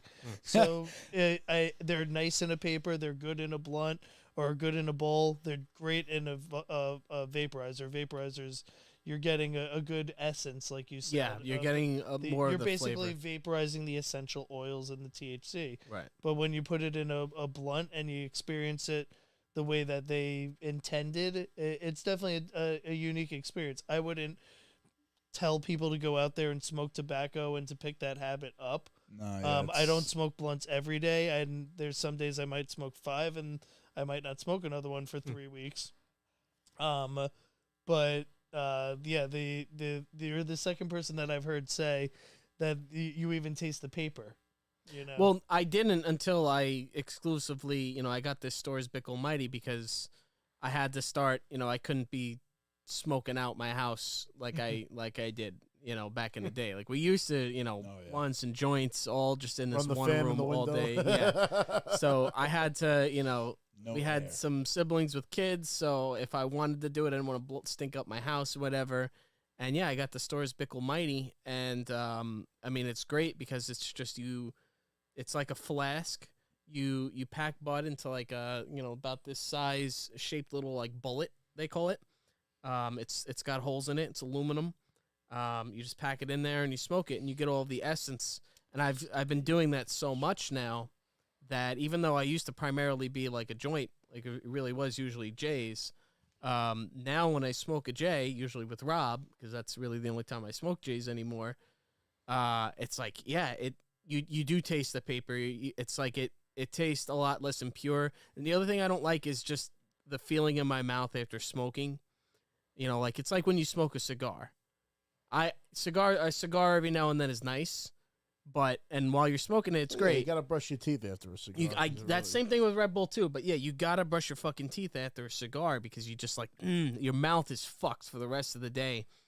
And to a much smaller degree, that's kind of what I get with J's now. I don't like now. It's like I taste the paper and it's a lot harsher and I cough a lot more. Mm-hmm. And maybe that's just me kind of being a little bit of a bitch now that I've been coddled with He's my. too bougie like for paper. now. Well, first, as we get older, too, discretion does come in because you may have kids of your own. There's just other circumstances that may come into play. Apartments, condos. Oh fucking- yeah, the condos. Yeah, It's like- I got some trouble because I'm used to New York now. We go to Florida, and I got in trouble with the HOA because they said I kept smoking in the apartment. I wasn't smoking. I was just rolling my joints in there. Right, but Oh, it was But stinking to up. them, which would be the same as if you were packing your vaporizer. Right. To them, I was, baking the whole floor out. Yeah. Fucking kidding. That's too much. Yeah, and this is down in Florida where they have medical program. I'm legally allowed to consume medically down there. It's funny. Yeah, they always talk about how free fucking Florida is, but they definitely don't have the full decriminalized or legalized because we face that here on Long Island, which is like there's still a cultural political resistance to the legalization. Oh, most So definitely. A certain party that does not want this to go forward. So Everybody seems to think you townships just want to have- give babies. townships free have bud. opted out on Long Island. You know what I mean? There's like only the 3 counties. towns that have opted in, It's like and all of Nassau County's opted out. fucking clowns. They're just Mhm. clowns because they're fucking themselves and they're Doesn't they're mean having that a you're culture not war. allowed to consume there. It just means that you're going to have to get deliveries from Manhattan or from Southampton. And they're just fucking themselves. So all that Um, tax revenue could go to other counties then, because it's to me it's like Exactly. cutting off your nose to spite your face. Well, look at the areas that didn't want legalized gambling. Right. Jake's 58 came in, and I know people that live in the vicinity there. Their taxes have gone down because Jake's revenue is covering Yo, that. My mother comes from fucking New Hampshire, and that's her favorite place to Well, stay. little Joe loves just to- Jake's 58 and too. you know, Yeah. just to have a little fun. You know what I Mhm. mean? People like to. She's not a gambling aholic or anything. She doesn't go deep into it, but she likes to have a little fun on the slots or whatever. The Mhm. fuck's wrong with that? And yeah, when your taxes go down, you're gonna shut the fuck up real quick. It's not gonna impact your life. I don't understand why people have this. They need to protect everybody else's life. We got to save the other people, and I'm like, this is an Well, individual right. You got to fuck? remember, Long Island was founded Oh, on I fear. mean, because Long Island is suburban capital of the world. We created the Enclave. suburbans or Yeah, suburban suburbs, communities. yeah, Levittown was the first one, and that was based off of getting away from the city and having this picturesque kind of life, and everyone's still trying to hold on to that. post-war. Yeah, visions. that feeling or emotion that you Leave get it to Beaver from you this know. kind of community. Didn't exist. All the housewives were on fucking dope, and they were doing crystal meth, Adderall, yeah. basically, Yeah, because yeah, that's what it was back then. Yeah, it in was the meth 50s during the and- day, benzos at night. Yeah, you no know? big deal. Black No. Betties. Hey, Mhm. we get to a couple of those. Like everything's good. That's probably why they love that era. They don't know Barbiturates. that shit. They pretend like it was hunky-dory and everything was clean. Well, they still Nothing won't look was. back on it and say that there was something wrong with that. Oh, no. Oh, yeah. You know, It was the TV era. It was the birth of the TV era, and they projected a lifestyle that they wanted people to want. You and know I what feel mean? like Long Island holds on to that in a Does. lot of communities. Yeah. No matter how much things and They times all have smoke changed. weed. All my dad's friends, all the homeowners, So that's the one thing I wanted to say too. Was like even during the time of Prohibition, it was always so funny to meet people who you would maybe think they didn't smoke, Mm-hmm. and then find out they did, Oh yeah, and then well, have that connection, or Yeah. like smoke with them and be like, oh shit, now we're cool because like I didn't know, and now you have that mutual mhm. touch point. So I'm like, it's so funny how many different walks of life, different educations, different backgrounds, wealth, poverty. Everyone smokes, man. Mhm. Everyone smokes. I don't understand. It's like what It's the cigarettes were unspoken. before. It was like it got people to go outside and talk to each other and stuff when you go on a smoke break and stuff. And, So and I still why don't it get the became cultural. resistance. I don't get it. It's fucked up. Yeah. Anyway, What other questions can we pick, Joe? I know we've been picking you to the bone. Now we got a lot of questions for you. Any other Hell's has questions been we fun. could ask? Hell's said bowl life. well, Hell It's all said about the bowl also. life. It doesn't mean the towns won't opt in eventually either. Yeah, that's what you'll see. You'll see holdouts for as long as it works, and then when your neighbor is paying less tax, you're gonna be like, "Fuck that, we want this here," and then they'll opt in. Exactly. Right on. Freaking sweet. So, do you have any events coming in the future?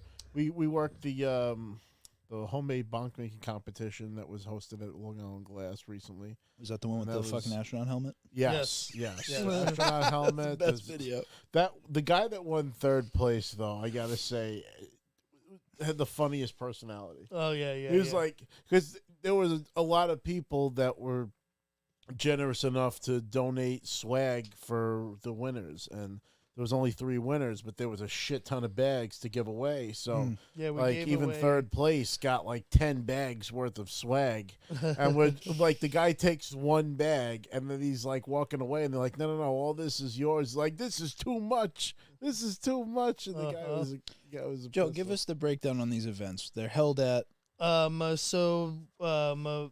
one that Rob's referring to there, that's the Bong Build Off that was hosted at Kaya Club. okay. Kaya Club, How you spell that? Kaya, like the Bob Marley song Kaya. Gotcha. Kaya Club is held out of the back of Long Island Glass Studio in Holtzville, New York, every Thursday from 7 until midnight. Cool. And it's a cannabis enthusiast club. It's members only. Awesome. You are allowed to bring a guest, but we do encourage guests to, not become repeated guests, but to get memberships. It's like a gym membership. I see. Yes. It's more of a- it's more of like a Knights of Columbus for I love that. cannabis enthusiasts. I love that. Right. Or VFW for veterans of the drug war. Ancient Order of Hibernians. That's Knights of there you go. Columbus. And okay. we've had different themes over the course of time. Brian put together a really awesome food night where there was like 10 different food vendors, and you got stoned and you went over and you tried different food from all the different We went food to something vendors. like that Yep. once. Nice. I like that. We've had joint rolling competitions, biggest dab competition. Bong Pong was a really popular one. Bong Pong. I like that. We've had comedy nights, karaoke nights. It's a really good time if you're ever free and want to find some more like-minded individuals, or just want a good place to smoke a joint. Thursday nights, 7 to midnight, and that's in Holtzville, New York, at Long Island Glass Studio, the home of Kaya Club. Second to that, we also have the Big Sky Club launching this summer in the Hamptons. That starts June 24th, Okay. and that's going to be every Saturday. And same, we're going to have like a beer garden style events over there. Good food, good cannabis. art and culture. That's being held on a 100-acre farm in Watermill, right by Southampton. Nice. That was a farm started by an artist in the 70s named Nova. The entire property is filled with amazing sculptures and paintings and murals. The That's buildings fantastic. that he built there were from reclaimed parts of buildings in New York City that were being demolished. Really, really, really awesome spot. The And opposite of Barnacle. then there's a lot of other events that pop up as well, but those are the two main ones that we're focusing on at the moment. Rob mentioned the Bong Build-Off. That's something that we're going to revive again. And that's something that's meant to be Great. brought around and traveled with. Okay.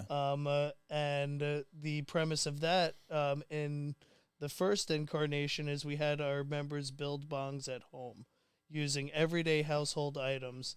What we're going to do in the future is more Chopped style. If anyone's watched the Food Network's Chopped. Bring them in and provide the. Yeah, there's going to be a kit. Okay. The kit's going to have a certain predetermined parts in it. Gotcha. Everybody has the same kit. Then there's going to be a chest which people could go grab extra parts from. Got it. You have to use everything you take. Okay. And then me and Rob are going to sit on the side and talk shit about everybody the whole time. And, I like you that. know, This jazz bong it up. sucks. Welcome to Dab Town. Or the flame bowling shirts and shit. And luckily, we've had a great amount of sponsors for that. We don't make anything off of it. Everything that's donated by our sponsors is given to the prize winners. So, that's great. like Rob was saying, we had given out 5 bags of swag to each one of the winners. Nice. A Rolling Stone layer cake donated a 1 of 10 print that went to one of the winners. That piece of art alone is worth $2,500, $3,000. We had Mood Mats sponsored. Mood Mats threw in 10 Mood Mats for each winner out of their vault, which some of these are collectible and pretty rare as well. Kinda one of one. We had Stone that donated. We had a bunch of weed growers. Cloud Forest donated an ounce, but it wasn't just an ounce of weed. It was an 1/8 of 8 different kinds of weed. That's cool. I like that. Yeah, Lovely. I Little mean, party sampler. Wampum Your and appetizer Hamptons, they sampler. donated hats and socks for everybody. Love I swag. mean, it was really loaded up. Shakedown out in Medford donated a lot of swag as well. So that's what we're just going to continue to do with that. It sounds like you guys are doing it right. It sounds like you're bringing the culture, you're bringing people together, you're helping people expose their brands. It sounds like a lot. That's like the best part of this is there's so much innovation at kind of an individual level that you're seeing a lot of cool stuff. You're seeing a lot of cool swag coming out of these companies and people who want to participate, and it seems hyper localized because there are restrictions, but you kind of use that to your advantage where people want to get out and come hang out down there. I love that. Yeah, where we feel that the city is embracing the California culture here on Long Island and at Kaya Club and what we'll do at Big Sky. We're promoting the Long Island culture, the New York culture, because we never left. Right. We stayed here, when we turned legal in Washington and Colorado and California, and we've held on to that. So we like to promote local growers. We like to promote local brands. That's great. And people doing things here locally. That's fantastic. So we did have another good question here in the comments, and that's why we love being live. Hell's, friend of the show, asks, have you ever had any bad burns while blowing glass? Oh, most definitely. It's hard to see because I'm so heavily tattooed at this point. Early on in my career, I definitely burned myself a whole lot more. Nowadays, I take the extra steps that I didn't take back then. I'm also not rushing through the processes as much as I used to back then because it was new to me and I was excited, or because I was a starving artist and I needed to move fast in order to feed myself. Right. So, nowadays it's a lot easier to take the extra time in order to make sure that it's as safe as possible. And with taking more time, do you feel like you have less mistakes or bad yields? Or is it still the same no matter what? Yeah, the way that glass works is you could be working on something and the wind blows through the studio the wrong way and the glass cracks on you, and unfortunately it's hard to come back from that sometimes. You also must get chef's hands, You can touch hotter things than you probably used Yes. to. Yes, I definitely can, yeah. I'm curious too, like, what about your eyes? Do you, with welding, you have to wear like a whole mask and everything like that. Is it similar process? Yeah, we wear safety glasses. And if you don't wear your safety glasses, you'll end up with a headache. If you don't wear safety glasses for years at a time, you'll start to have eyesight issues. I know a lot of guys from the 60s and 70s, before eyewear was, normalized, that they would have issues with that.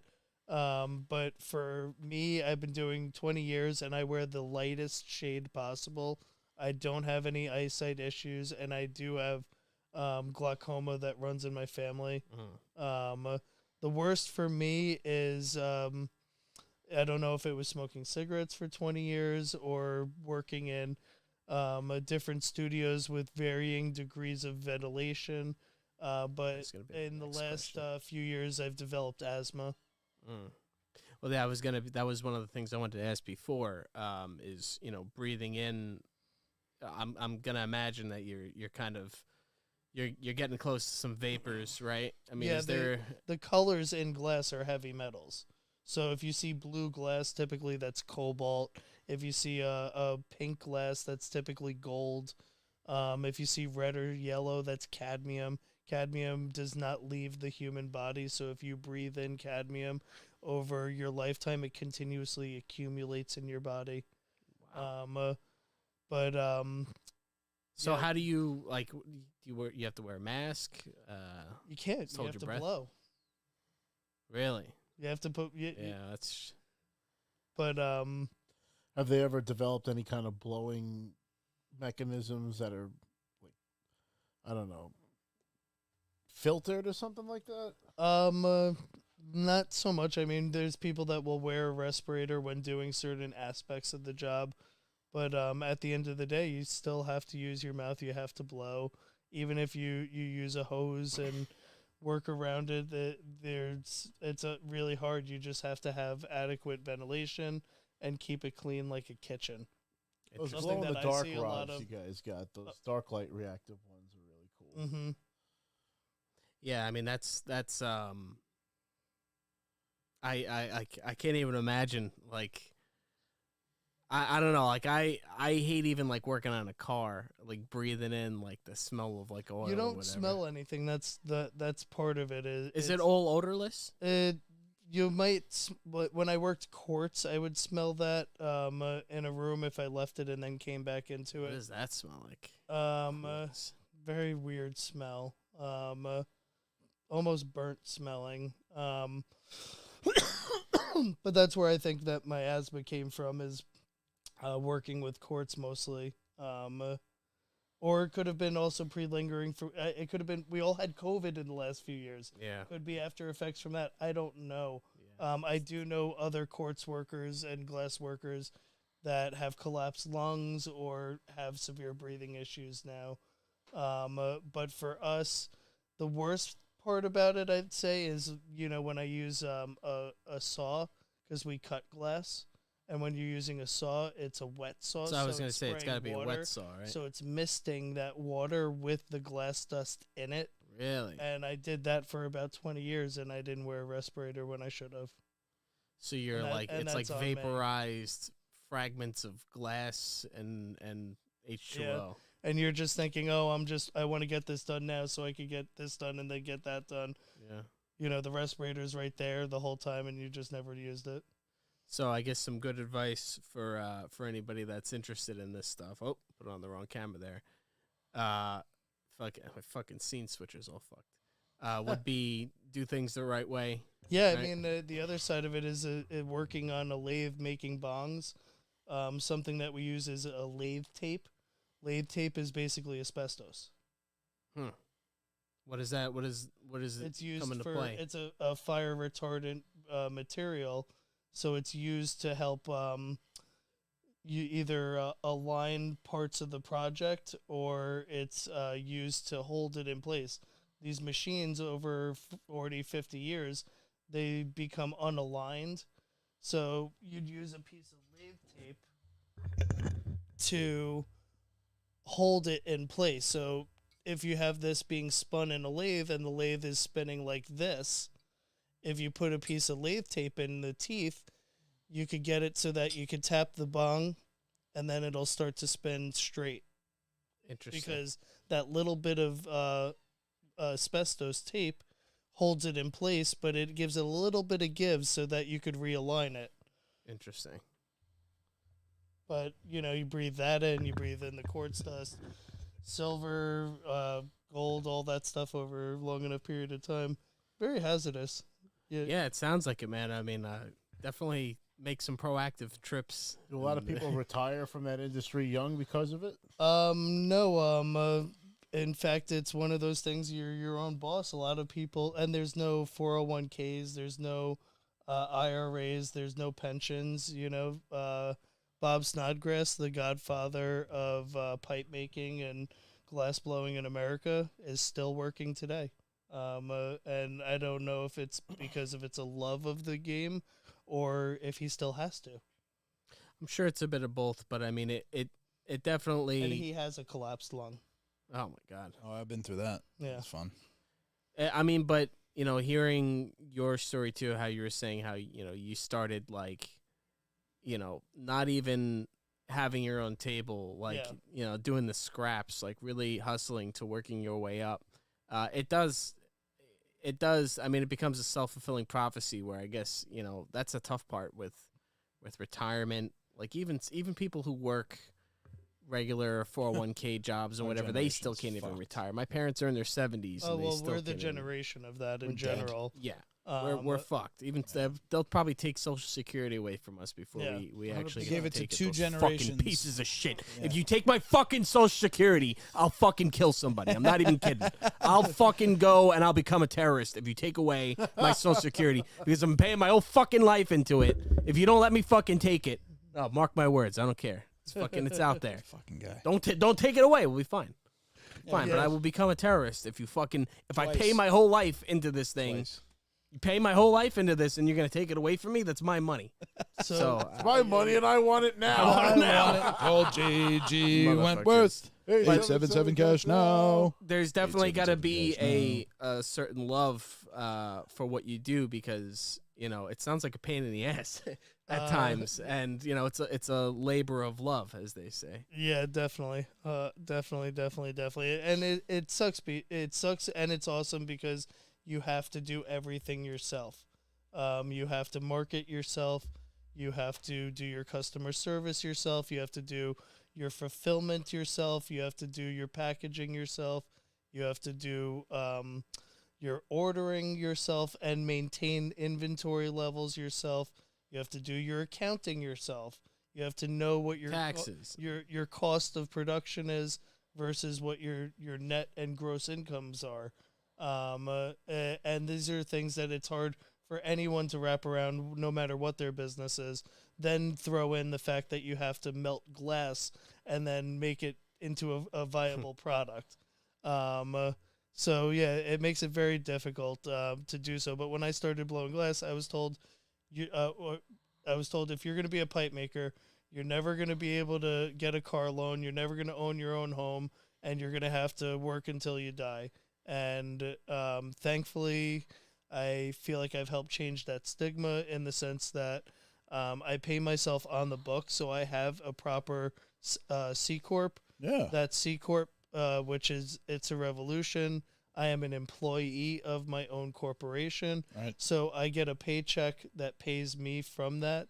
If I worked for, say, Long Island Courts, I got paid from them. They paid my company paid me, which means that I was able to apply and get a mortgage, and I'm able to have a loan that I'm paying off, that I have my own home Right. as a pipe maker, as a glass blower. The thing with owning your own business, which is very nice, is all your money is pre-tax because a lot of what you're doing are expenses towards the business. Correct, So, especially if you work out of the home. right, you're not taking in more income than you really need, let's say. Yeah. You're not going to pay yourself exorbitant sums of money. Let's say you were making lots of money. You're not going to necessarily want to pay yourself that because it's going to get taxed at that 40%. But now I'm sure you're just taking care of so many expenses that go into the business with pre-tax dollars. It's just a way that I think the economy is set up to benefit a lot of people. It allows that growth to happen. Right. And for myself, that's been beneficial, like I said, working from home. So I'm able to write off a percentage of the square footage. I'm able to write off mileage. I'm able to write off gas that I put into my vehicle when I'm making glass sales. Anything pertaining to that work is able to then be written off. Now, that could also work in a way where, you say you do a renovation. Mm-hmm. Now that could be, adding Just in an value to the office. home, but it's still for the business, so it's still a write-off. Yes. So I think I got a good, because this is going to be one of our longer shows, so we'll start wrapping it up. But I think a good question to ask would be, what would you? I'm trying to think of how to word it exactly, but if you weren't blowing glass, what would you be doing? Or if you ever wanted to, are you interested in changing it up and doing hash? Because I went into growing, and I didn't get into this before, but after my growing experience, I started getting into making hash and hash rosin, and that was a lane that I really enjoyed. So yeah, I if I wasn't blowing glass, I'd probably be involved in extracting. I'd still be working with cannabis or the plant. You'd still be in the field. Yeah, it was big. yeah. I'm a lifer. I was overprescribed psychotropic meds as a kid, and so thus far as an adult, I've always been an advocate for cannabis. Yeah, I mean, I've had a similar experience where I was, I get migraines and I was prescribed something for the migraines, and this is when I was like 15, and did not react well to it. Mm-hmm. So I could imagine. I mean, any other questions you guys want to ask Joe while we got him? We can definitely have you back on the show too. This has been a lot of fun. I think this was awesome. Rob has been talking about getting you on the show forever. I know. I've been it's talking been a about good this year. for months. And we were going to have you last week, and that fell through. So I'm glad that we were able to get this going. Yeah. Absolutely, yeah. Same. I'm very, very happy that we're able to have you on the show. This has been a great learning experience about the whole glass blowing world. I really knew nothing from somebody that actually is in the industry. You go Right. as a consumer of the products and you just kind of get a base level. Okay, this is cool, that's cool, but you really don't know the effort that goes behind it or the people that create them, and it's really, really cool to get some more insight into that. And I really appreciate the swag that you brought here. Thank you so much for my first bong. This is, Of course, this we're is going to get amazing. content with that eventually. I can't wait. I can't Yeah, wait. we'll get a clip for social media. We'll definitely get a of us clip for breaking it social in. media. We'll break it in. We'll christen the bong. Maybe throw some ice cubes in there. That's what I love about them. You can throw some ice, cool it off a little bit for yourself. But It's gourmet. But if you guys enjoyed the content, please like, comment, subscribe, tell your friends. This has been the Break Room Podcast. Snoochie Boochies, and may the force be with you.